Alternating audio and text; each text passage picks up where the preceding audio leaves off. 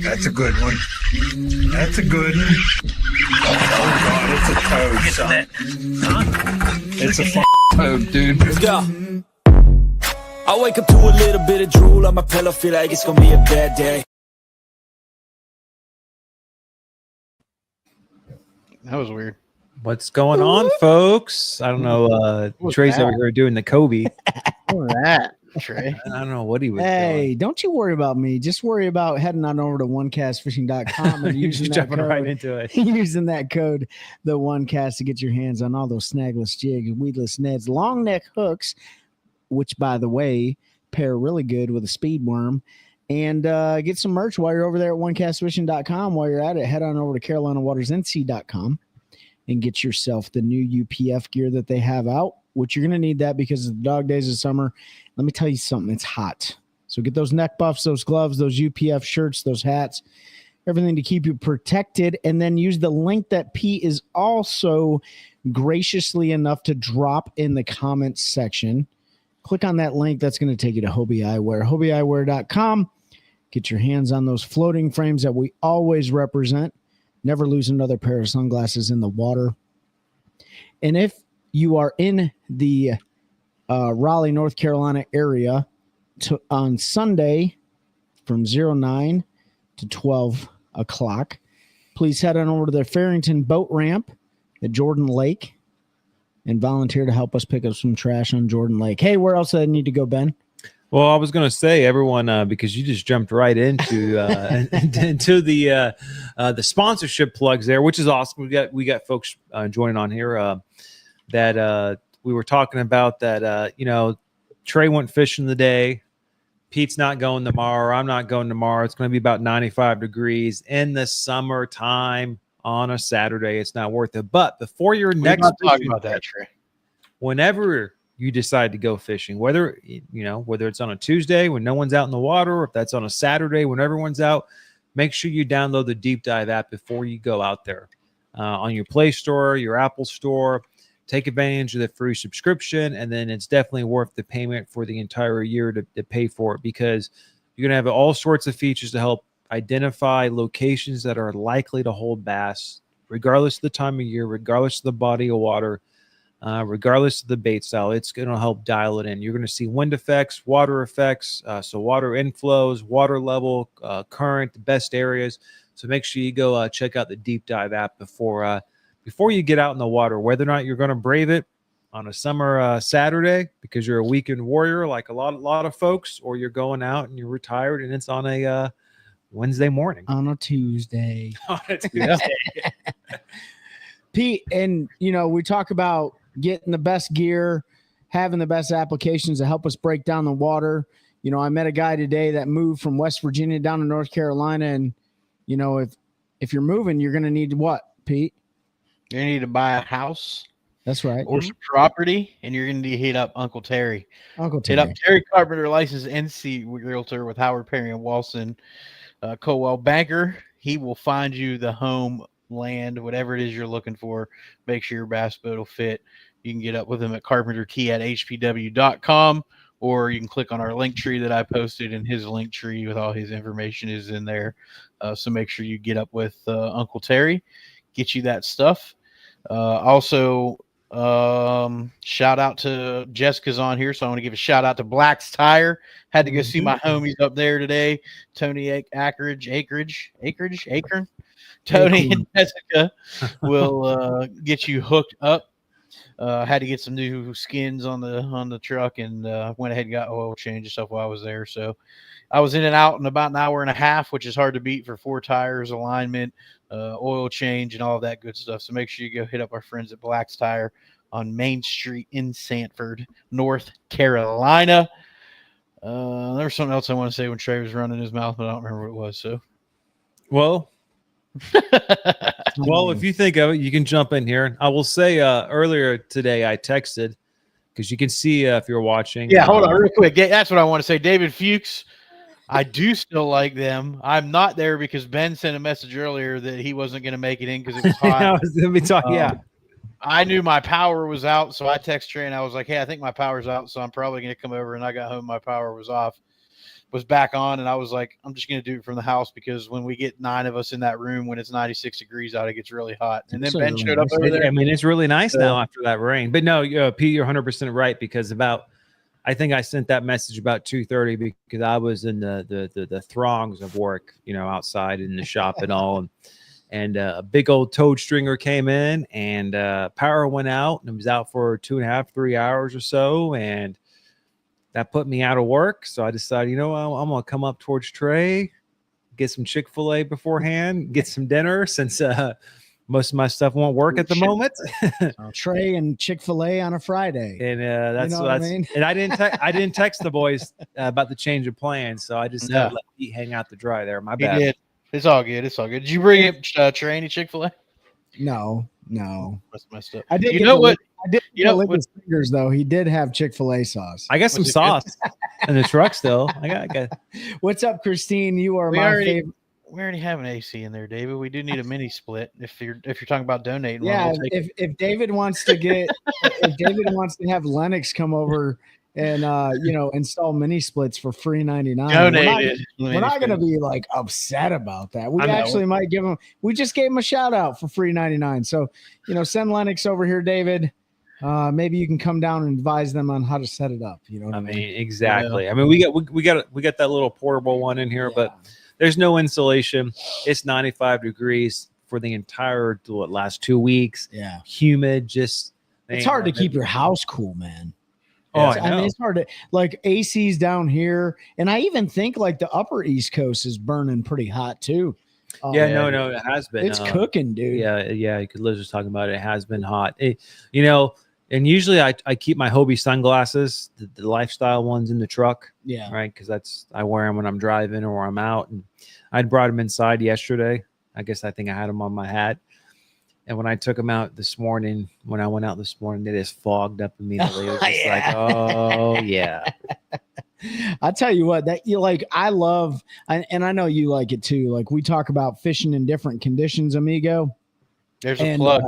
Your HVAC amigo. Hit up our boy Pablo if you're in North Carolina and you need some HVAC work. Tell him the One Cast sent you. That's right, Pablo. If you watch that's going to cost you. You know what I mean? But yeah, Pablo's good people, man. He's a bass angler himself. We like to surround ourselves with bass anglers, but Ben talks about it all the time. He loves when he gets in the boat and that warm, humid blanket wraps around him. Yeah, I love the humidity. But dude, it comes to a point where it's just it's too much. So I went out on the water today from 9 to 3. Because I got up, drank a cup of coffee at 5 a.m, did the dishes, went back to bed. Then I got back up again. Retired life's hard, folks. And I got out there today. I don't think I went to the bathroom one time on the water, dude. And I was like, wait a minute. I usually pee every 30 minutes. Do I not pee? At least, right? It's so humid. This weather is just sucking the water out of your body. So that being said, make sure you hydrate. I think one of the worst times fishing I ever had was several years ago now. It was out in the Chowan in August. Then those backwater creeks and those cypress tree swamps in August. It's just if there ain't no wind down there, and there's no wind back there. There's nothing. It's just the river system, Eastern North Carolina rivers are bad, real bad. July and August, if there's no wind, you gotta try to stick to the main river where there's usually at least a little bit of breeze. But I'm just glad Trey's talking because he was there all pouty before we started and said he wasn't saying a word on the podcast. So. Hey, you know what? If I just be quiet, let's see how this goes. Okay, right now. I give it 9 seconds. Trey doesn't have the ability to not talk. That's why we love him. Though. All right, hey, I think Pete and I can carry If- this. Shut if- your mouth. yeah. Nope. Zip. okay, Zip. here it is. I'm Yeah, done. what's up, I'm done. water? If y'all Caught want a to hear 7 Pete and Ben pound talk, I'm done. yesterday. Good Florida bass. That's a good one anywhere. 7 pound 10 ouncer. I mean, that's this is that Trey that's a can't great, catch a bass in Florida because you can't really use live scope. So that's that's a great fish anywhere. This is actually I think we've had this conversation before, but it's been a long time. But like, we know bass fishing is relative, a body of water, right? Some fisheries like the Sabine River, as Pete likes to say. yeah, Sabine, You're gonna get hate for that. by the way. a 2-pound bass there is going to be, it's like an 8-pounder here in Sharon Harris or Jordan or something, right? But it's always one of those things like what do you call, like Trey and Pete, what do you call, like what size fish, just generally speaking, right? We're not talking about bodies of water, is a good fish. Because you get, because I think about it, You wanna get first, Trey? You want me to get first? you got an average fish, you got a good fish, you got a great fish, and then you have like the toads. I mean, if I'm just fun fishing, then any fish is a good fish. But a good fish is like 3.5 or better. I would say is a good one. Typically, Okay. That's kind second. of what you're looking for. You second? I second that. Like a 3.5 to 4 pound fish, like that's a good fish.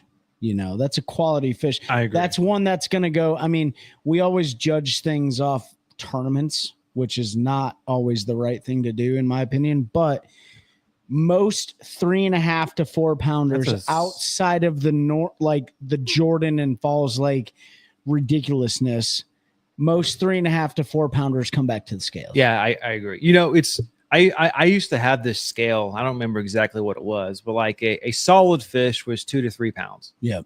A good fish was 3 to 4 pounds. A big fish was 4 to 5.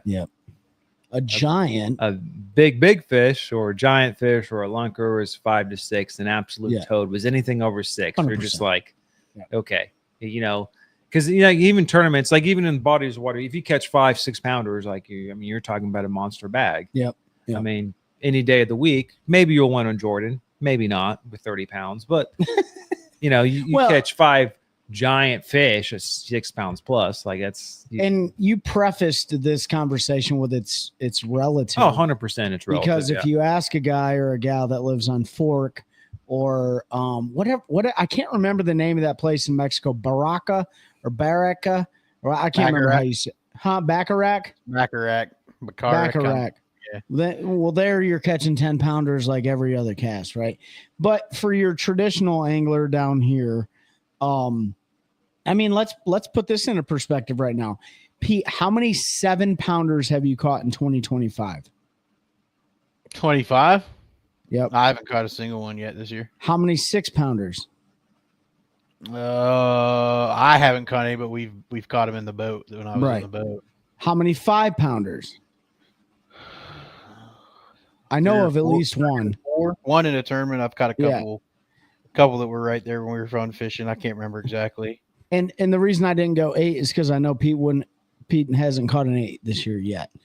But Yeah, 'cause that'd That- be my PB. So that'd be your if he's PB, you would right? know for sure. Ricky level. And so that just goes to show you, like, as much as we fish, like 4s and below are good fish. I mean, when you think about it, you catch Right? 5 4-pounders, like that's 20 pounds. I mean, dude. you think about if you catch 20 pounds in any tournament, you're thinking you're doing good. Now, in some lakes, you may be absolutely crushing it. Yep. Some lakes, you might be probably above middle of the pack, but Mhm. still, you might not be at the top. But like, yeah.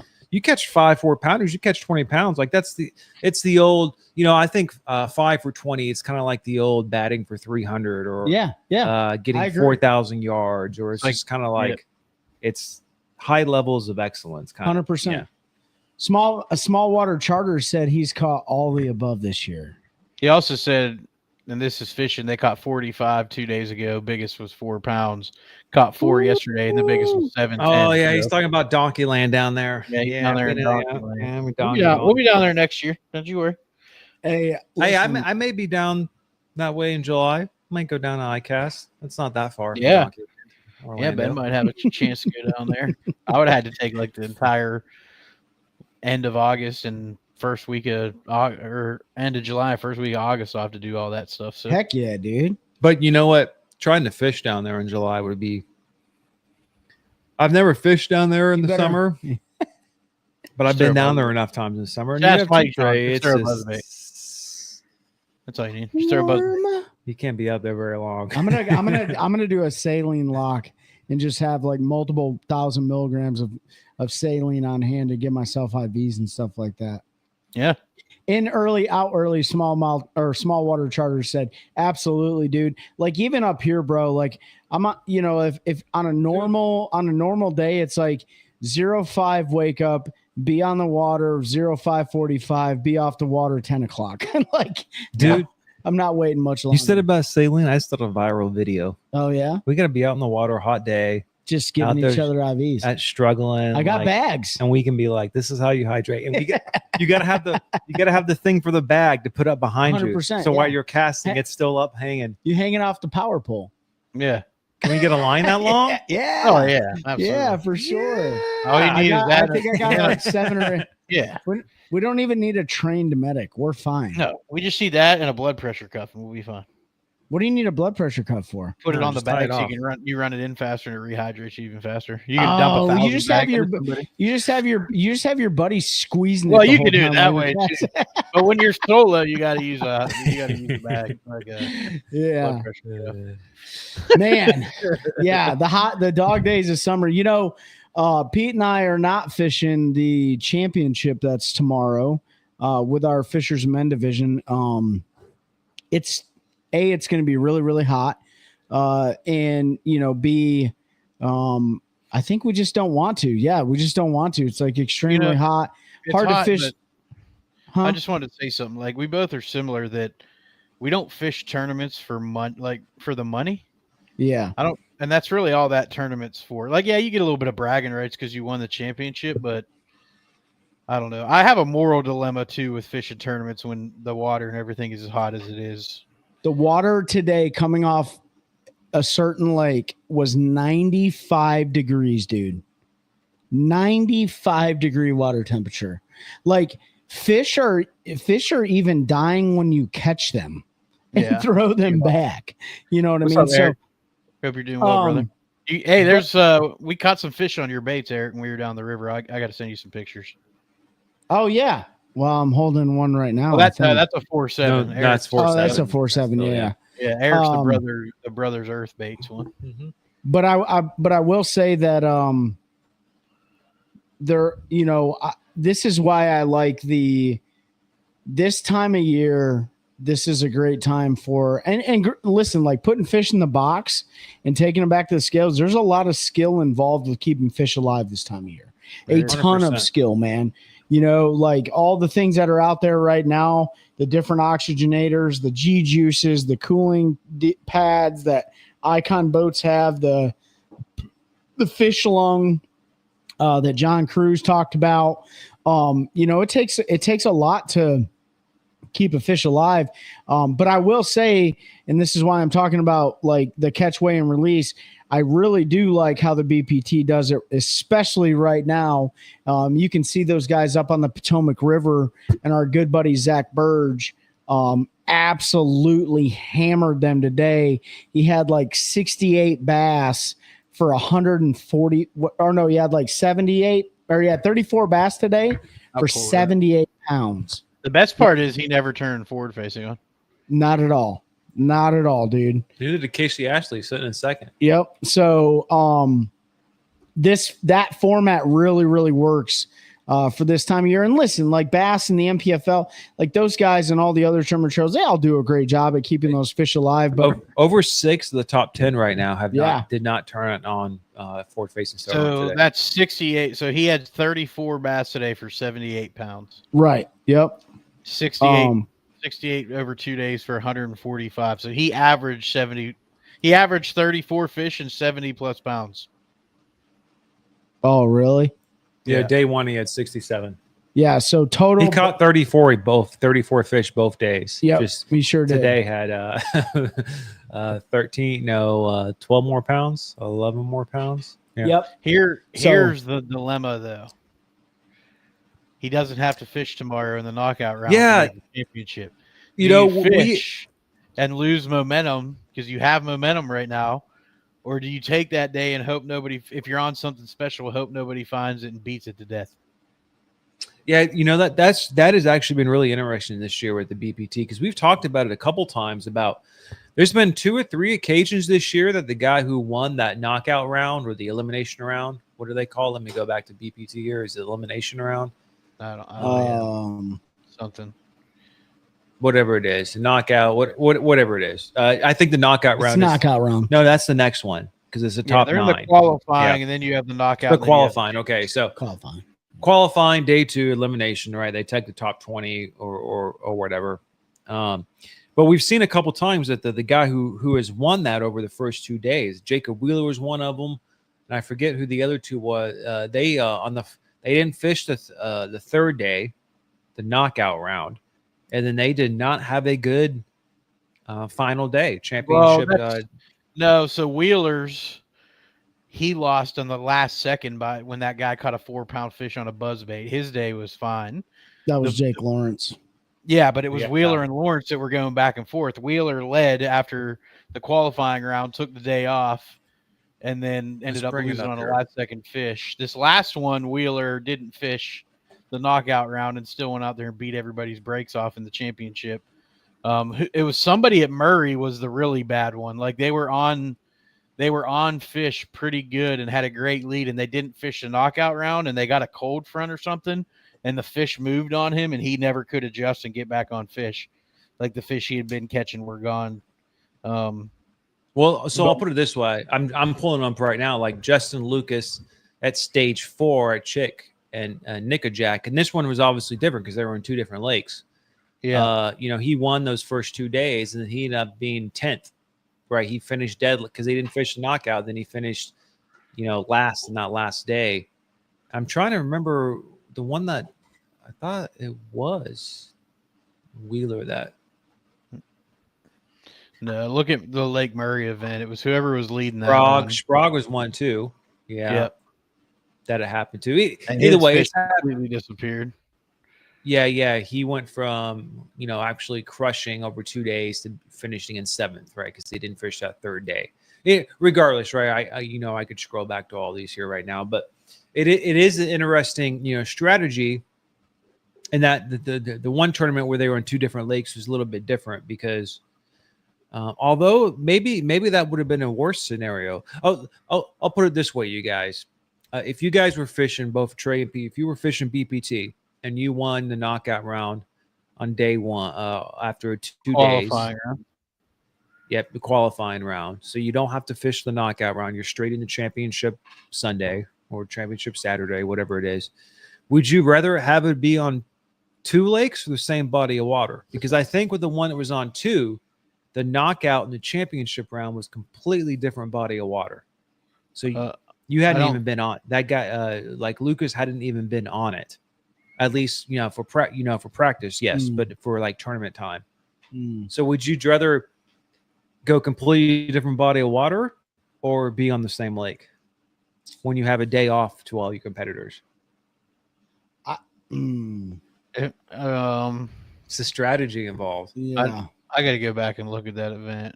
That was stage 4. Let me see where they actually So, fished. I mean, regardless, let's just say. So they fished day 1 on Chick, day 2 on Nickajack. day 3 was on Chick, and the championship was on Nickajack. So you would have fished both lakes. Yeah. The Nickajack was. But they've done that here. They've done that here in the past, right? Well, that was when they did. That was when they did the Group A, Group B. So Group A would fish Jordan, Group B would fish Falls, and then they fished Harris for the championship. And then with heavy hitters, it was only, I think, the championship. It was only It was so only like it was, and that's a whole new body of water. Both times they were here, they did it that way. They fished one group fish Falls, one group fish Jordan, and they did the championship on Harris. Yeah. Which is fine if everybody's equal. Yeah. Yeah. I mean, honestly, and I don't know. I mean, I've seen them do that in the past with heavy hitters, and I thought it was great. It was Harris chain you were thinking of with Wheeler, Ben. I had to get through those because it was driving me crazy.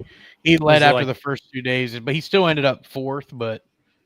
I'm sorry, he ended up seventh, but he led the first 2 days, and then Yeah, Bobby but didn't he actually annihilate them on the first 2 days? yeah, like it wasn't even close. Yeah, and so He had that's a and that, 101.9. Second had 87 pounds. yeah, and so like we have talked about, I think there's been a couple times in this year, and the one at Harris at the Harris channel, Wheeler might have been one of them, that the guy could have actually not even fished. Mm-hmm. Even if he would have fished that third day and didn't even catch It anything, wouldn't have mattered. he would have still been in the championship round. But he was kind of penalized for not being on the water because. Yeah. And it's right. It all goes back to format. That's what they do. I think with the smaller field and them only going down the 4 days, I kind of wish they wouldn't reset weights. Yeah. Which means that the one guy would still have to fish, which he probably, maybe that will change that. But from the angler perspective and competitive perspective, but it's just when you reset weights and everyone's fishing all 4 days, it's kind of a little bit, it's different. Yeah, I don't know how I feel. Like, I understand, I think, from the consumer side. Well, let me answer your question real quick to go back to it. I think I'd like to fish a fresh body of water. Mm-hmm. And the only reason I say that is because, like, that really is the great equalizer. And that sets the playing field, like, really, like, same level, right? As long as everybody's fishing it fresh. As long as everyone's fishing it fresh, right? Going to what you talked about with zeroing the weights out, I don't like that they do it, but I understand, I think, why they do it. And that's for the consumer, right? So, like, I don't think they do it for the angler. I think they do it for the consumer, because if somebody gets so far ahead, like Wheeler all the time, or Burge, or whatever, it's a no-brainer that they're going to win. No, I mean, for that's the most part. I mean, right? yes, I mean, maybe, that's true. but I'm just looking at like the event right now. Keith Pochet yesterday caught 80 pounds. Today, 24. Right. So I'm not saying even it's even if you don't reset, like, and look, in Bassmaster, one of the greatest entertaining events we've had of the year was the blow away by Welcher at the Passatank, because it was just so phenomenal. Yeah. I completely understand resetting weights when they had the 100-man field and they were doing 6 days and they had, Group A and Group B. Like, that's the only way to keep it fair, is after the first 4 days of competition where you're competing against your group for 2 days, like, those weights are the same. But right when everyone comes back together, kind of like Survivor back in the day, you got to join everything back up and equalize it. But since the field's not that big anymore, and next year they're dropping it even more. Yeah, to what, 50 next year? I think it's supposed to be 50. 50 or something, 65 or something, 65 or 50? It's 65 this year, I think. Yeah, so it's supposed to be 50 next year. Yeah, I mean, it's nothing. I mean, we draw more boats than that here. You know what I mean? That's nothing for those guys. Here's a question I have for you guys, since we're on the BPT topic, which I know is Pete's favorite. He's a huge MLF fan. What do you think's going to happen to those 15 guys that don't get to come back to the BPT next year? Where are they going? What are they doing? What do you think? They're either done or they're going to have to go fish the Opens or the Invitationals and try to requalify for one of the big tours. Yeah, I mean, it's about what they have. Yeah. Fish the Opens. Or they can go to maybe try to get in the NPFL. NPFL. Apply to the NPFL and see if they take anybody, or go down the Invitationals. I mean, what's going on, Aaron? Do you guys think like you guys think there's ever going to be like a shelf life on like big national tournament fishing? No. Not as long as they can keep paying people and people can keep making a living doing it. Yeah. It's not going to go anywhere. Yeah, I mean, do you ever see anything being like vastly different than what it already is, though? Like, I could see everybody going. No, I don't even see that. I would say everybody going to like a catch weight release, but The only thing I see different is going to be like limiting technology. Honestly, like it's still fishing regardless, but I don't. Bass is never going to not have 5 fish brought into a live weigh-in, right? Like their Bass's identity is the spectacle of the weigh-in and everybody coming and their fish and talking to the crowd and the classic with the drive-through weigh-in. Major League Fishing did something different with the catch weigh release. I don't unless I just don't see anything but technology changing, honestly. You may see, and I know somebody's trying to do a touring team deal, which is their entry fees are and schedule make it basically impossible for anybody to do. They're $5,000. $5,000, and they have 6 tournaments in the first 4 months of the year. So Let's do it, Trey. You can't have a job. You got to drop 30,000 from in or 50, whatever, $60,000 in entry fee. I don't even know, some ridiculous number. Is it 30,000 a boat or a person? No, it's $5,000 for the team. 5,500 per derby for the team. Yeah, $100,000 payout allegedly, all this stuff. But I personally, and Ben might see, I don't think you're going to see much change outside of technology, unless fisheries start to take a hit. And then you may see a shift to more like catch weigh release stuff. But I mean, why would it change? You've got every hillbilly kid, and I mean that with the most respect in the world, wants to be a pro bass fisherman, right? Like they're going to keep pumping money into it. That's not going anywhere. Yeah, I think you're right at this point. Like anything that's changed is going to be mostly on the margins, on the edges. Technology. What's up, Tim? Technology is the one that's really going to push it. But like with bass fishing, we're going out on a boat, putting a bait in the water, trying to catch a fish. People have been doing that for hundreds of thousands of years. Like, how much more are we actually gonna? This is not the cutting edge like microparsecs. No, it's not. I mean, it's not. I guess. I mean that stuff may play in the future with sonar or something like increasing processing speed or all. It doesn't. It will help you put a fish in the boat, but it still won't, put the fish in the boat for you. So like, I don't, and it's interesting because like you think about team tours, and we've talked about it before, like what are some ideas to get more people interested in fishing, like different series, folks that could do, or like celebrity tournaments and stuff. We've talked a lot about that, but like that's all stuff on the margins. I mean, it's not like gonna drastically, it's not gonna cause an exponential growth. Do you think? Okay, so I asked the question, like, do you see anything currently with the current formats changing or anything? Do you think there needs to be a change? Do you think? No.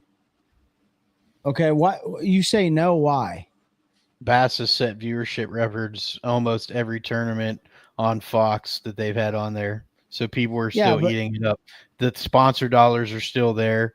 The people were still going to the Classic in droves outside of this year, but that was 100% because of where they held it and the timing of it. And why change if it's still making money? Like, okay, you that's see all these old people that are mad. Yeah, but the fishing's still good too. You have people literally 300. You could fill a 700 boat field in the EQs to try to get guys that want to go fish the elites, right? Like there's still extremely high demand for people that want to go do it. Sponsors, endemic sponsors, are still dumping money into the leagues. There's no reason to change anything. Now, if the viewership, the consumer side of it starts to fall, which it has not, membership in bass, so I think MLF tried to put a report out that BASS membership was down, and then BASS released their numbers, and it's like they had the third most in the last 15 years join in the last 2 years or something like that. Like, why change anything if it's working? If it's not broken, don't fix it is my whole thing. Well, yeah, but that's from the business perspective. Well, yeah, I mean, it's also one of those things. There's also been a lot of animosity and rage bait, clickbait and stuff, but that also brings eyeballs back. The whole thing. But to Trey's point, the whole thing's a business. Even for the anglers, it's a business. Everything is based upon the business. It doesn't matter. Like, the anglers aren't going to stop fishing because the same 4 people win every tournament.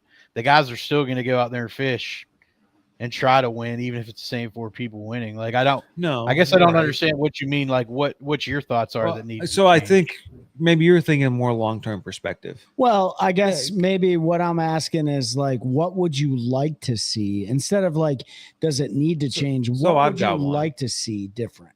So I'll come out and say this. As someone who has defended forward-facing sonar for years, I agree with what Ben's about to say 100%. and I still love it. I have it on my boat. I love using it. I love pinging a minnow. I don't ping a minnow. I'll do other stuff, but Yeah, I've never seen Ben ping a minnow, by the way. done it, but usually I'm throwing a jerk bait or a jig or a crankbait or something else. But regardless, the one thing I will say is that I think tournament organizations should actually probably ban forward-facing sonar. And the reasons, it's not because of no one knows how it affects the fisheries. Right now, we're catching the biggest bags ever in these tournaments, so that's going to take years. It's not necessarily so much of the backlash against it, online, but it's really, when you look at the downstream tournaments, the ones that have co-anglers, like BFLs, even you look at the the opens, like when they were Toyota still series. right, when they were still had the co-anglers, like all that stuff was down.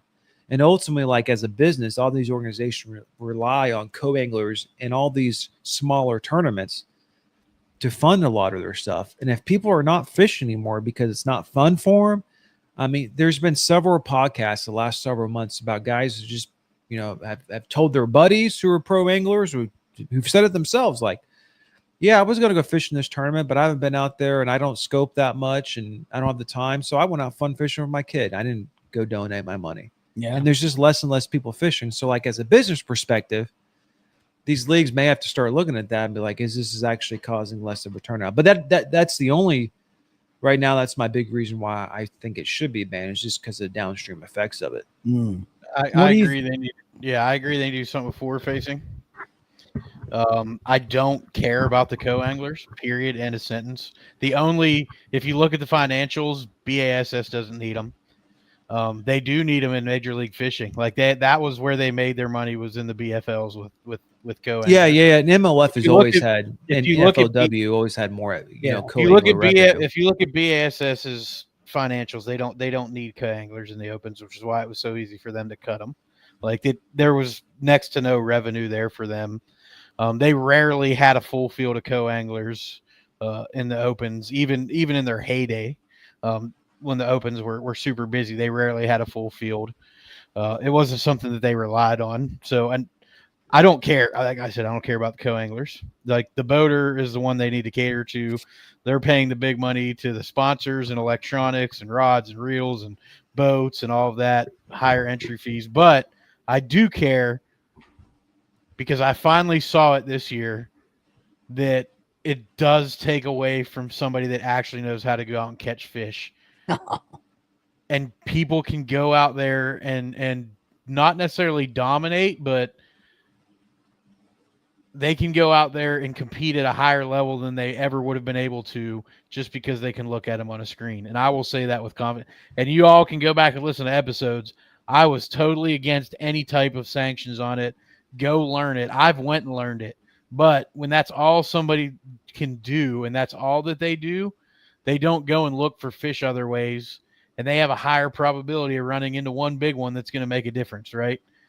Good for them. Maybe it's the wrong way to think in a tournament, but I am back to, like, I want to see that intellect and natural ability show through, and not the ability to look at a screen. And I can do it. Trey's seen me do it. Like, I'm not the best, but I can ping a minnow and catch them if I have to. I don't want to. But there's time. You shouldn't have a bed fishing spawn tournament where somebody can go out there and win pinging. I'm sorry, you shouldn't. You should have the guys that have spent the time learning how to see those fish, catch those fish shallow, even post spawn, pre-spawn. I just think they need to do something about it, because I never saw it before this year. And I even defended it up to a certain point when finally there was a tournament. And I'm not saying it was one we fished or one we watched, where the wind and stuff affected the ability to go out there and look at a minnow, and some people got their teeth kicked in because that was the only thing they could do. It was 100% a tournament that we fished. right? Yeah, I mean, Well, I don't care. You're right. I mean, I it was don't care. 100% There's a tournament we fish, and some And people again, that couldn't fish got their teeth kicked in. They did good in every other tournament, but because they couldn't pig a minnow, they basically completely swamped it. Like, and all you had to do was be like, well, the wind's blowing, fish should be in the grass, let's go do it. And you go in the grass and the fish are there, but they didn't even know how to do that. And that for me was eye opening. Like we're actually hurting the young generations that are coming up. I'm for it. Like, let me roll back a little bit. I would be fine if they kept it at the Elite Series, the BPT. Yeah. But don't let them use it till they get there. Period. High school, college, the opens, the EQs, take it away. Prove that you can go out there and catch a fish without this technology. And then when you get up here with the big dogs, go ahead and you can have it. That way I feel like you're not 100%. completely reliant. You're not completely reliant on it. And that's where I a little bit disagree, because like to me it's not about live scope fishing and regular fishing are two different games. No, they are. I mean, it is. I mean, they can be the same game. They can bleed over. But what up, Trevor? right, you've got guys who will fish traditionally that will have live scope on and will use it like when something pops up. But you have guys who will just drop the boat in the water and just zigzag around, right, on looking on live scope all day. You know, of any tournament, the job is to catch the 5 or the biggest fish, the biggest fish in the tournament, regardless of format. Whether you can catch 100 of them or 5, you want to catch whatever that biggest amount is. Live scopes taught us that the traditional ways of us, that we did things was wrong, because everyone's getting smoked because the biggest fish are doing something different. But so like to me, that's what I don't really care about. Like, because it's like, okay, well, the wind's blowing. Well, I can't go to my spot 40 miles away now. Yep. I mean, there's a lot of different factors involved there.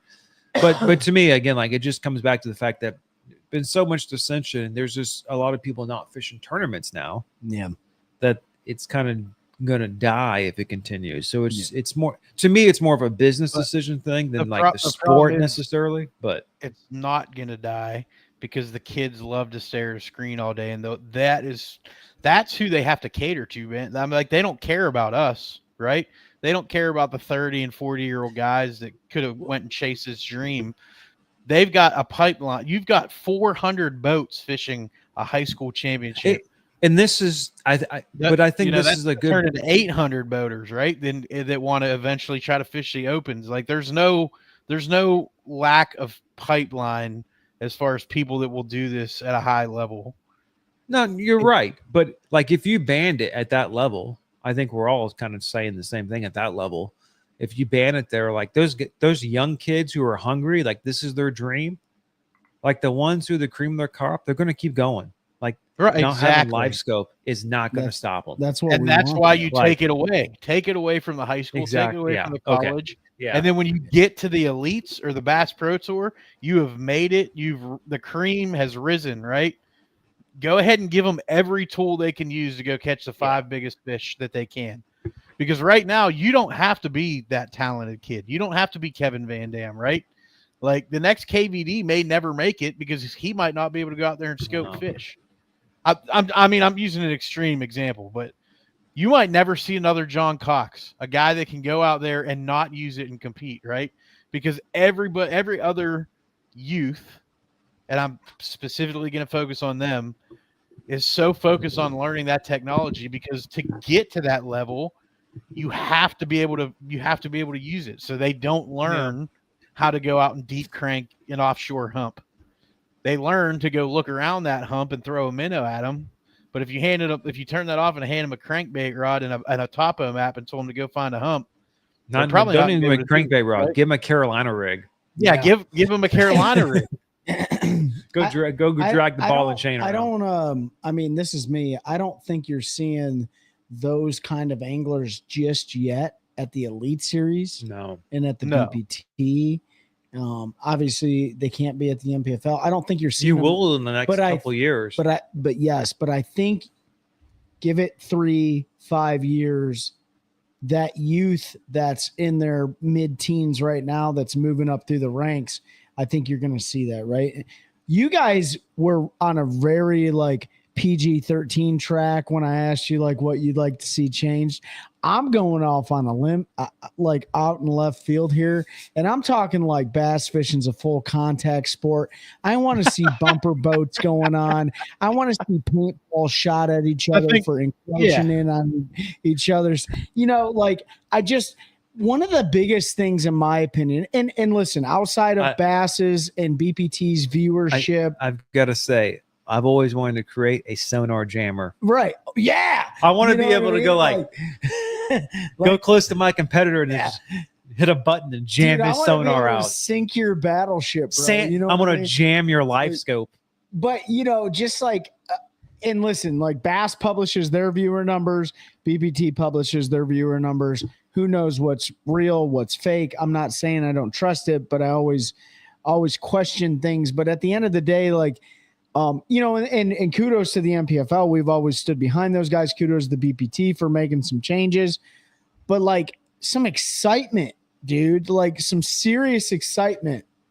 And I'm not saying like make sure people can like straight up like Spielberg you off the earth, like as not Spielberg, but Goldberg. Yeah, Goldberg. You know what I'm saying? Goldberg you off the deck of your boat. But I just think like there's room there for some funness. Well, it's like when I told Brad and Paul, like, you guys on the final day, you need to put headsets on the top 10 anglers so they can trash talk each other live. So we can all hear. Trash talk. I really did like how the BBT was doing that like team deal for a while. It seems like that's kind of dead. They haven't ran that this year. They did that last year. It's usually the fall after. Oh, okay, yeah. They had some big non-endemics, but yeah, dude. I mean, like, I'd enjoy an on the water ass whooping every now and then. Honestly, like an octagon that's like set up at the ramp for after the fact. This is where the beef comes out. You got to fight it out, bro. Whenever I need to see that, I just go back and watch the video from when Ishman Rowe jumped on Keith Boucher's boat and whooped him in the locks down there at Florida. Like that'll give you a fix every time. But or like, hey, if you deal with like, like Ike did, like a lot of us do, you deal with a dock Karen, you just call that dock Karen out and be like, hey, meet me at the ramp. There's an octagon there. We'll settle this right now. You know what I mean? I don't know. I just, bass fishing, we're all huge fans of the sport. The entertainment side of it is just that it's supposed to be entertainment, right? And I just feel like it's gotten so just, maybe it's always been that way. I don't really watch fishing that much, right? But like, it's always been that way. You want to know what truly changed it, Trey? Is live streaming. Yeah, you didn't really grow up like watching it as much as like I know we did. Live stream has changed. When it used to be like a 2-hour program where they recap the day before. That would be cool. They let tension build. They created a story, a narrative around the tournament, and then the next live you got was the final day weigh-in to see somebody raise the trophy. Look, I have always said it. There was no staring at a guy fish for 8 hours. There was suspense built into it. I've always said if one of these tours did like a Netflix style documentary for their season, kind of like the way some of the guys do their YouTube, like Lee does their YouTube and stuff, but you kind of build that, but because it's over a longer time and you can build the drama and all that. And there's enough time between every single event. Like an episode could be between every single tournament, I'm sure. And like, it'd be a great way to draw interest on, because I think, to be honest, we all love fishing. We watch guys fish. We want to see what they're doing. But this industry, in a way, I think, as Pete was talking about, like live stream has kind of like killed it. And now it's all about the little bitty drama. Yeah. Like live stream, all the little bitty things. Yeah. It has killed the big tours.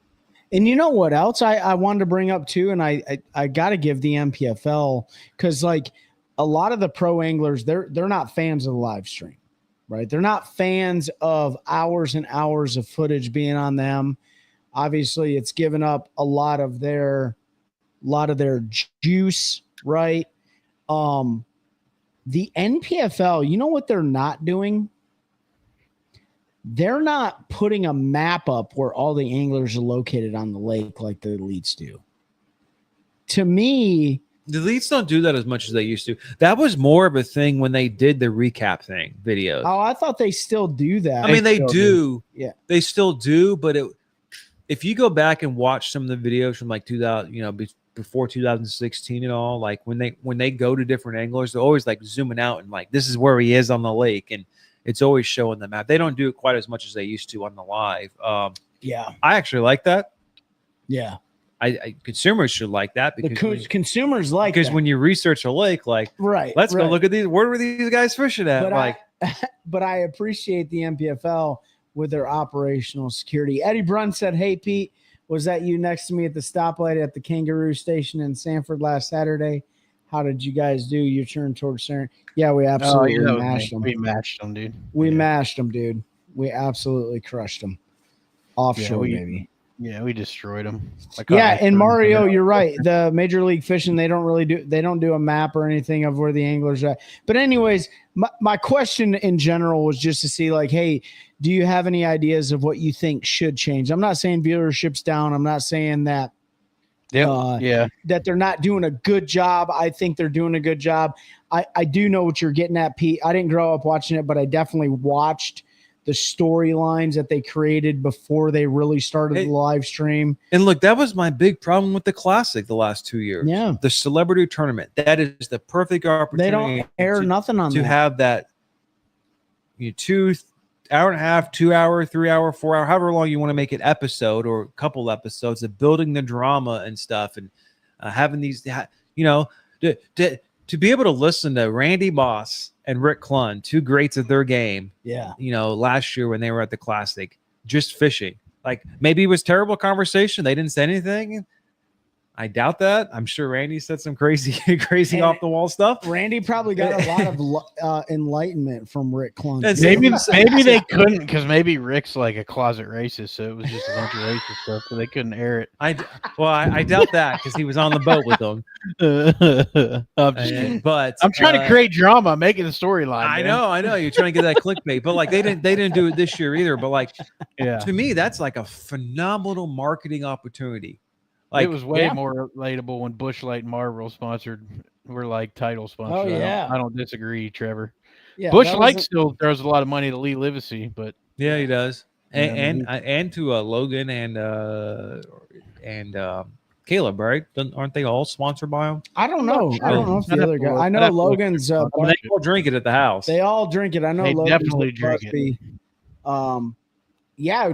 Will we see those days come back? Will we see those big non-endemic NASCAR sponsors?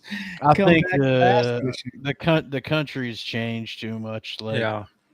From that perspective, and there may be a day where the non-endemics come back. But even if you look at NASCAR, like they're struggling to get sponsors for cars now. It's just this is how it's going to come back in 10 years when no one's working because everyone's got their own little personal robot. Right, and AI is taking over the world, and people can do whatever they want. There's going to be a lot more people fishing. You think our lakes are crowded now? Wait 10 or 15 years. Oh gosh, when will we see robots fishing? Oh, 100%. I'll tell you what. As soon as that Tesla bot is released, I'm placing an order. One, it's a tax write-off for the business. It's going to package jigs for me. But two, I wanted to make some videos teaching how to fish. Dude, I want to teach that robot how to fish. You better keep it on your pond because if I see a robot fishing on Jordan, I'm Skynetting that dude in the face with a 5.56. Oh, no. You're not going to be able to compete against AI. Imagine having AI compete against you. Oh my gosh, dude, the world will be over as you know it. I don't agree with that, Mario, because they were sponsoring plenty of they were sponsoring 200 plus anglers and events between that was FLW and BSS heydays, and there was plenty of money going into both those organizations from the non-endemics. So I don't think there's too many big tours. I just think that the market's not there for them to put their marketing dollars there. Number one, tobacco can't advertise anymore like they used to, so they're not going to dump a bunch of money. But alcohol can. BASS alcohol still could, because there was when we were growing up in the 90s, and like hard liquor couldn't. If I remember, couldn't sell alcohol. You couldn't do advertising. Could you which imagine is probably why they sponsored a bunch of guys. Could you imagine if the league, the entire league, everyone was sponsored by OnlyFans? You know what I mean? Like- Only fish. Only fish. Hey, if there's Um, any but I- OnlyFans models that are watching this and want to sponsor Trey and I to fish the NPFL, holler at your boy. Hey, I they'll don't put their. care. I mean, they'll put a big old wrap. Yeah, Big old. Put your Yeah. face on the. promote your feet pics all day long. I do want to say this. You know, Feet pics Larry on the boat Nixon. You know, one of the. Oh my. So get a KY jelly sponsor. And I said Larry Nixon. We're not. These don't go hand in hand.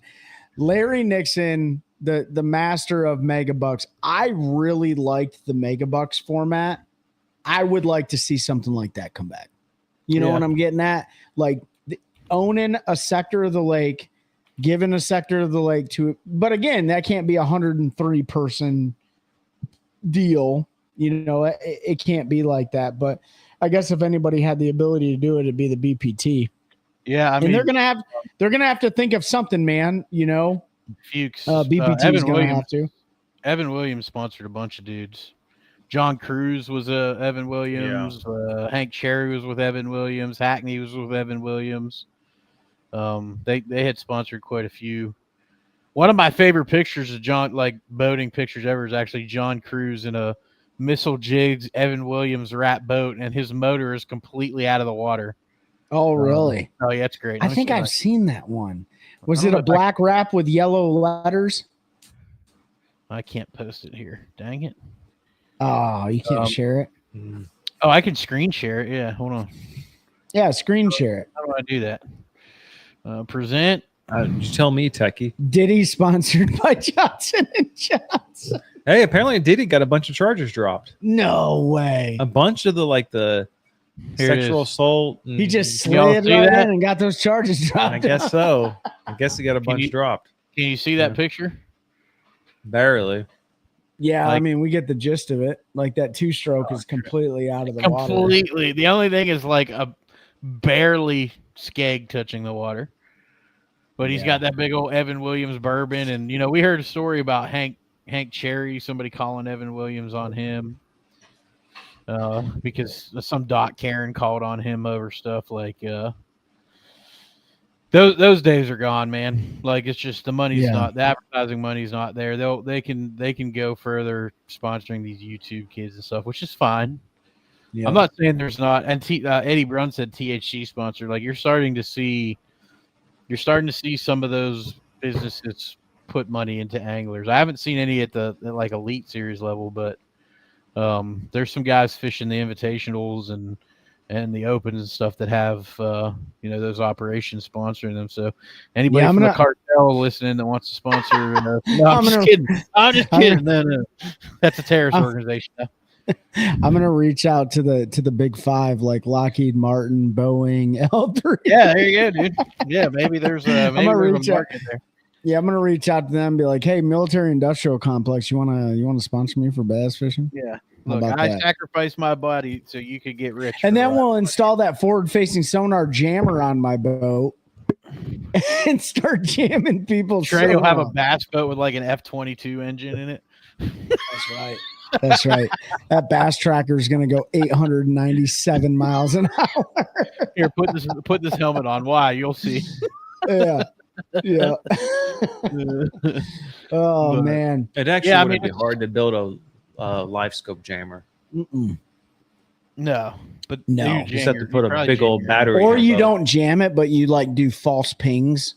Like you can send out like false That would signals. be a lot harder to Good. do. So I actually thought about this the other day. Like you could go like to an offshore spot before a tournament and take balloons and blow them up with air and then stick them to the bottom at different. So it would look like a bunch of suspended bats. You know what? We need to go out and do that in the next week or month, just for a video. Yeah. Just for a video. I'm telling We you. got to dude. think about how to frame it and develop it, but like, yeah, you're 100% right. Can we get fish shaped balloons? Do they I don't exist? know. Can we go on I'm Amazon? I'm gonna go out on a limb here and say like people would really be pissed when those balloons pop and then that rubber goes in the water. People would be like, "That's not environmentally friendly." Well, yeah, I mean, we'll get them all back. We'll Yeah, put, you like- know, but that would be so Oh. funny if you drop like like a cane pile down there with 50 a million balloons. fish-shaped balloons. Oh yeah, I'm looking at it on Amazon all right now. all in dude. different links up. Just you Yeah. only need like what, an ounce weight. Just drop it down. Yeah. Oh man. yeah. Yeah, Trevor looking goes, at it. They've how got you 'em. gonna catch anything if your sonar's jammed, Trey? Okay, Trevor. Okay. You know what? You're not getting that glide bait back. No, just for that. I David lost that Pukes, glide bait when we were at the river. So. fish too close, and he will lock his guns on the hood and blast the guy sitting down on him. Yeah, that's right. Tim said, I remember back in the early 90s, I attended a BASS on the Connecticut River. That one, Roland Martin won. The weigh-in atmosphere was like a big club tournament. I walked and got pictures with everyone. That's awesome. It's Yeah, still- man. it's still like that when you get. Yeah, it can be like that, Tim. I mean, honestly, the best place you're gonna, in my opinion, this is just Trey's opinion. The place you're gonna really feel that at is at an MPFL weigh-in. That's really where you're gonna get that kind of deal. But still, the BASS Elite Series weigh-ins, they're like that still. So Yeah, you those can guys still hang keep around pictures and- and take pictures and sign autographs and talk fishing and stuff like that. Especially after day 3. So, especially after day 3. Yeah. but yeah, man, it's all been, right, it's been boys. fun just running our gums. We haven't really talked anything fishing, just about our opinions. I think this was definitely fun. We needed to just run our mouths about stuff. Something that we'll post on the community page. If you're not in our Facebook community page, head on over to the OneCast, fill out or answer a couple of the questions. That way we know you're a legitimate Facebook user. Oh, we got a giveaway. I don't know how we're gonna do it yet, though. So Yeah, we do you want me to go get one of the bottles real quick before we I can end? go grab mine. Go ahead, keep talking. All right. So Pete's going to go grab one of the really cool deals that we had made. We're going to do a giveaway and stuff on the show. But head on over to our Facebook community page, answer those questions, join the Facebook community. We're going to post on there before our next Fishing Friday Live. We need your guys' ideas on what topics to talk about. It could be fishing related, could be boating related, could be safety, could be anything that you guys want to talk about. If you answer those questions, it helps us line up people. And even if we can't get them on a Fishing Friday Live, we might be able to get them on one of our regular recorded episodes, which drop on Thursdays at noon, so 12 o'clock Eastern Standard Time, on like Apple Podcasts, Spotify, Podbean, YouTube, stuff like that. Sometimes YouTube. So if you answer those questions, we can maybe answer them ourselves or get somebody on to do a show with us. I got one more thing I want to talk about before I show this. I'm gonna post a. Christine still needs her giveaway from the last time, David. Yeah, Trey has it. He can't blame me anymore. I gave it to him. He was supposed to send it. I gotta look the thing up so I don't get it wrong. So And I'm gonna yes, post a Trevor, the link. Potomac Burge is absolutely hammering them. I'm gonna post a link to Volta Power USA. Yes. They're an American lithium battery company. They are 100% the battery I'm going to go with when I need to change. If you are in the market for batteries, head to this website and use the code OneCast15 I'm going to say all together. And that's 15%. You're going to save 15%. These batteries are built tough. I'm going to post a video of their clear batteries so you can see it. They've got a heck of a warranty. They've got some new technology coming, which he talks about in the show. I'm not going to give it away. Go listen to our episode that's coming out next Thursday, and learn. I learned so much about lithium batteries. It's unbelievable what we learned in an hour. But Yeah, go unplug all the lithium batteries in your garage that you've had sitting on the charger for 2 years. Oh, the ones for your power tools. Go unplug. Yeah, them, for your power tool stuff. That's not good. Oh, But there's the talking link. about So Pete Volta Power USA. charging in his garage. Go there. Here's the code. Second message with the code. Use that code. Save 15% so they know that we sent you over there. If you don't believe what we're telling you, listen to the episode next week, because what they are doing, I'll give one little snit. Like, if you order a lithium battery right now, you have to pay $100, $150 extra for a heater. this is it's included. It's just standard because they don't know where their battery's going. So make sure you go check them out. Listen to that episode with Bo Batten. Talks about the battery, how they came about, shares every question you all have asked us about lithiums, we got answered and some. So go check them out. And then second, this is the giveaway. 2 ways. You have a chance to win one on Sunday if you come to the lake cleanup on Jordan. We've donated 2 to them to give away at the lake cleanup. They are half-gallon Yeti jugs. You can see the OneCast logo there. So just to prove we're not they're actual Yeti half-gallon jugs. It's movie quality. It's movie quality. Got the logo on there, so really sweet. We'll have a giveaway coming from us on those sometime here in the not too distant future. But if you're at the event Sunday, you'll have a chance to win one. We donated 2 to that event to give away. Eddie Brunstead on the Sirius said, Ben, I'm sure is listening to the fishing radio show out of Springfield, Missouri. They always been 20-25 minute show. Get fishing reports that consist of reports, baits to throw, weights that won prior week. It would be Yeah. idea. I'm familiar with it. And KY3, I think a Sunday morning has a thing. There's a bunch of guys around here, Eddie, that do that. There's a couple old fellas. I can't remember where they're located at. But honestly, right now, it's summertime. If you're not out there with a deep plug, a flutter spoon, a big football head jig from OneCast Fishing, then you're probably not fishing these lakes the right way. That's what I'm going to say. You know what I mean? So, or you can just go over to my personal social media page and see me posting a bunch of fish pictures. Yeah, I haven't posted any for a while. I need to do that. But yeah, it would be cool to do a little more local stuff, Eddie. I agree. But yeah, make sure you stay tuned for the giveaway on that half-gallon jug. Looking forward to that. Come help clean up Jordan on Sunday. Hopefully we'll see some of y'all there. Tim Tran, he said talking to the pros in the 90s was like talking to you guys. Appreciative that I wanted to get a picture with them. Man, I promise you at all the tours, the majority of the folks are still like that. The Classic is the one event that's a little bit different, but there's just the guys that didn't make it are not in the best mood because they're not fishing the Classic. And the guys that do make it, there's so much media and stuff behind that they keep them kind of segregated from everybody. So that I would never use that as an example to what an elite event is like. If you go to just a run-of-the-mill elite event now, a lot of those guys still hang around, shake hands, take pictures, are super appreciative of people being there. So that portion hasn't changed a whole lot, Tim. So if there's one coming near you, definitely check it out. I think that's it. Sign up for Special Operations Bass Anglers in November. Make sure you hit up all of our partners and some of those that we aren't officially partnered with, but we talk about. And that's all I got. Go save 15% at Volta Power, right? VoltaPowerUSA.com. USA. That's right. Go save 15%. Get yourself lithium batteries. We are in no shape or form affiliated with them. He's doing this out of the goodness of his heart. He's going to run that promotion for, I don't know, the next month or so. So he's just doing that to help you all out. So go show him some love. If you're in the market for new batteries, go buy some. Ben? All right. Well, thanks, everybody. Great Fishing Friday, and let's continue to build a culture of anglers helping anglers, one cast at a time. That's a good one.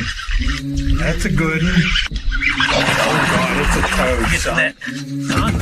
It's a toad, dude. Let's go. I wake up to a little bit of drool on my pillow, feel like it's gonna be a bad day. Get